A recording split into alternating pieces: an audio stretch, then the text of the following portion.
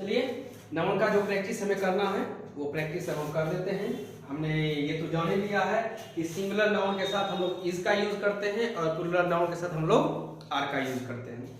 अब इसको ऑब्जर्व करते हुए हम लोग आगे बढ़ते हैं।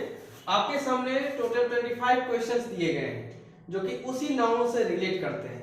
अब हमें बस इस बात पे सोचना है कि हमें देखना है कि यदि नाउन सिंगुलर है तो वर्ब सिंगुलर यानी कि इज, और यदि नाउन प्लूरल है तो हमें वर्ब क्या लगाना है, आर लगाना है। बस एक सिंपल सा लॉजिक है जिसको करते हुए लोग आगे बढ़ते हैं।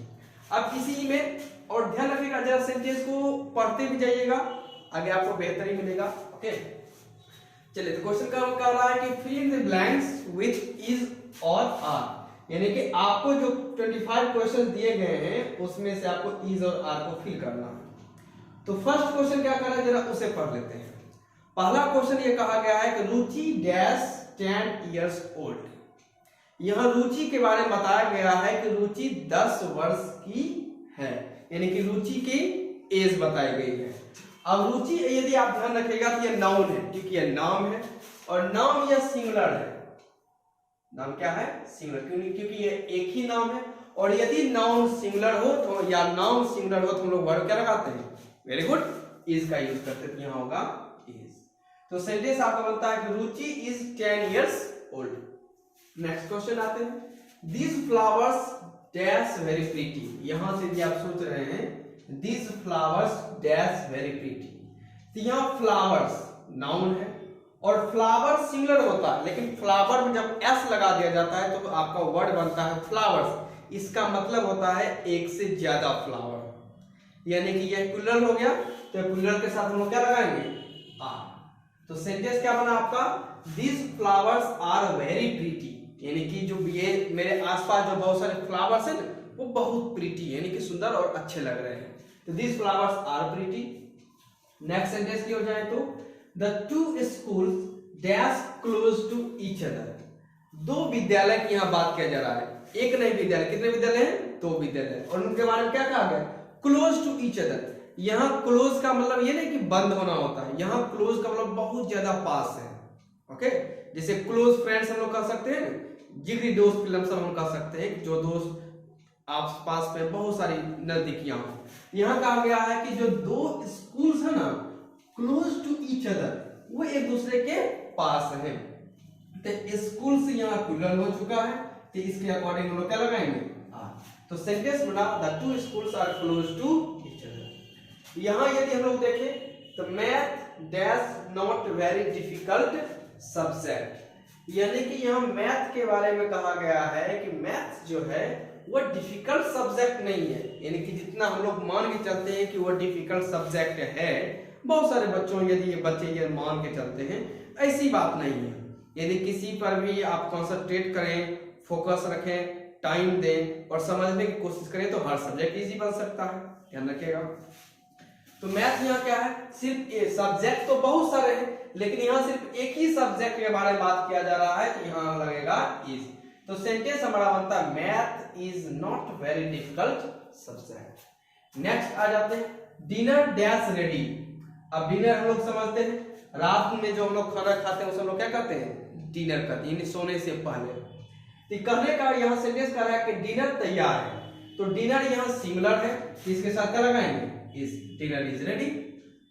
नंबर 6 में आते हैं, this computer dash very easy to use, यानी कि मेरे पास कोई कंप्यूटर है, यदि मेरे पास कोई कंप्यूटर होगा तो मैं अपने दोस्तों को कह सकता हूं this computer very easy to use, यानी यूज करने से क्या है, बेहद आसान है। तो कंप्यूटर एक है कि एक से ज्यादा है, तो बिल्कुल सही।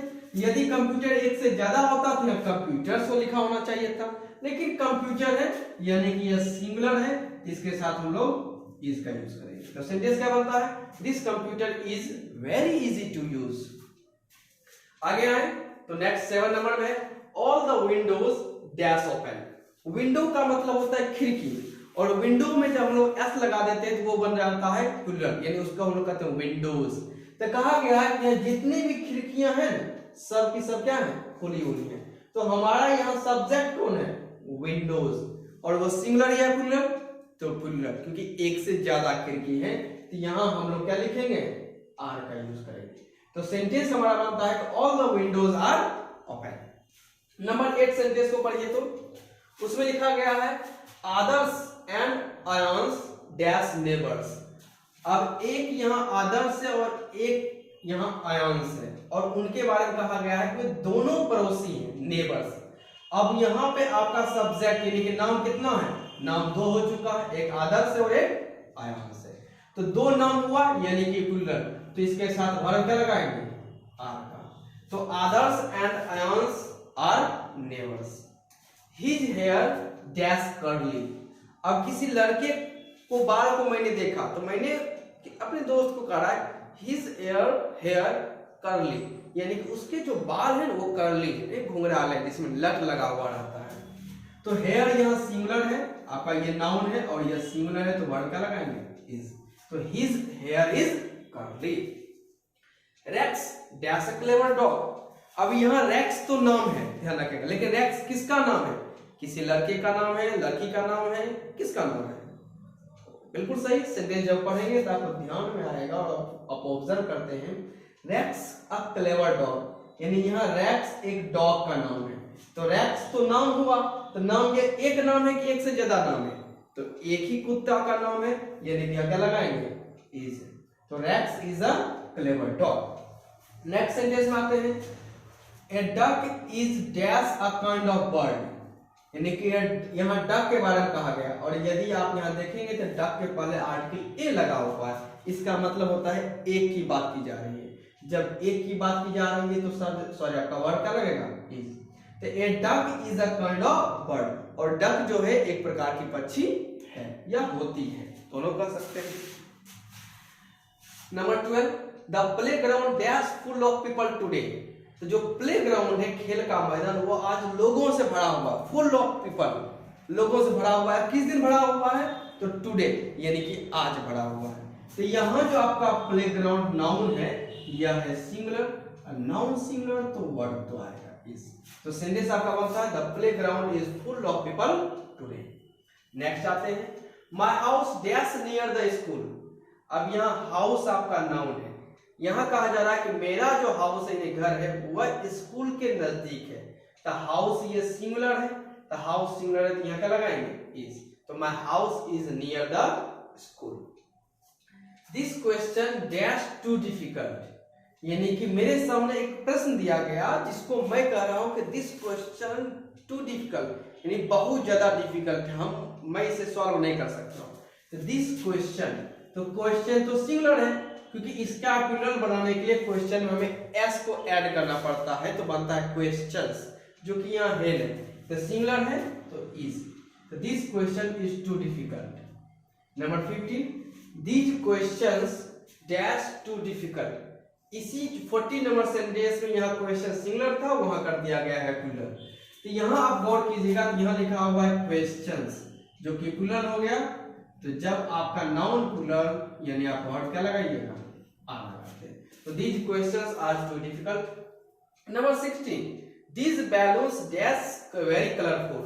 यहाँ बैलून्स आपका सब्जेक्ट है, बैलून्स में देखिएगा तो आपको एस लगा हुआ, इसका मतलब ये प्लूरल है, तो प्लूरल है तो वर्ड क्या लगाएंगे, आर। तो सेंटेंस आपका बताता है कि this balloons are very colourful. मेरे पास जो बैलून्स है ये बहुत सारे कलरफुल है, अलग अलग प्रकार के हैं। 17 नंबर में those people dash very busy, यानी कि कुछ लोग हैं, वे सब जो लोग हैं वो बहुत ज्यादा व्यस्त हैं। तो पीपल ध्यान रखिएगा, जो शब्द है PEOPLE पीपल, यह हमेशा प्लूरल ही होता है, ये हमेशा क्या होता है, प्लूरल ही होता है। तो इसके साथ हम क्या लगाएंगे, आर का यूज करेंगे। तो those people are very busy. Dad and mom dash in the kitchen. तो वहां जो आपका सब्जेक्ट में जो नाउन दिया गया है वो डैड और मॉम है। तो डैड और मॉम यानी कहने के लिए दो है, तो दो है तो यहाँ क्या लगाएंगे, आर। तो सेंटेंस आपका बनता है dad and mom are in the kitchen. Number 19 lamps dash baby seat. अब जो बेबी सीट होता है उसे हम लोग क्या कहते हैं, लैम्प्स कहते हैं। तो यहाँ लैम्प्स एक है कि एक से ज्यादा है, तो एक से ज्यादा, ये नहीं है प्लूरल है तो वर्ब क्या लगाएंगे, आर। तो lamps are baby seat. Number 20 my mom dash very tired today. तो यहाँ जो आपका सब्जेक्ट है, मैं अपनी माँ के बारे में कह रहा हूँ कि my mom dash very tired today, मेरी माँ आज बहुत थकी हुई है, यानी कि आज वो बहुत काम की है, या हो सकता है कहीं दूर जॉब करके आई है, या कि ऑफिस में ज्यादा हार्ड वर्क हो गया होगा, या कुछ ज्यादा दूर तक वो टहल के आई है, तो कह सकते हैं my mom dash very tired today. तो मॉम सिंगुलर है इज, तो सेंटेंस आपका बनता है my mom is very tired today.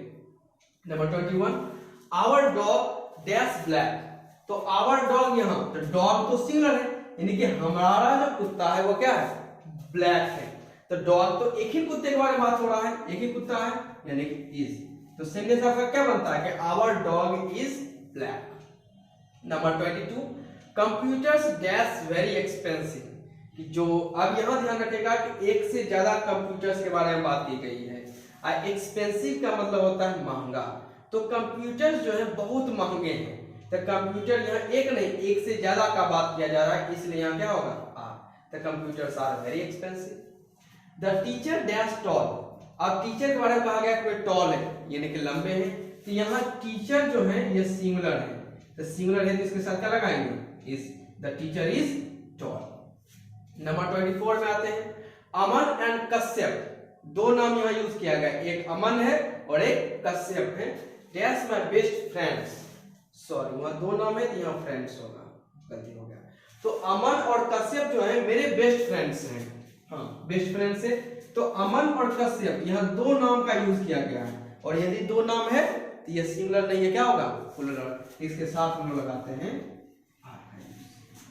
और हम लोग अपने लास्ट सेंटेंस में आ जाते हैं, the children dash asleep, asleep का मतलब होता है कि नींद में हो, ध्यान रखिएगा, तो चिल्ड्रेन जो है ये प्लूरल है, सिंगुलर होता है चाइल्ड, लेकिन इसी का प्लूरल क्या बनाते हैं चिल्ड्रेन, तो यदि चाइल्ड रहेगा तो इज लगाएंगे, लेकिन यदि चिल्ड्रेन है तो क्या लगाएंगे आर, क्योंकि ये प्लूरल होता है और यह क्या होता है singular, the children are asleep, यानी जो बच्चे हैं वो नींद में हैं, यानी कि वो नींद ले रहे हैं, यानी कि सो रहे हैं, बस समझ गए। ये सब है आपके कुछ नाउन्स और वर्ब के कुछ प्रैक्टिस, ओके। तो मिलते हैं अगले क्लास में अगले सीरीज के साथ, यानी सीरीज यही रहेगा, क्लासेस आगे बढ़ेंगे, ओके ठीक है, लव यू सो मच।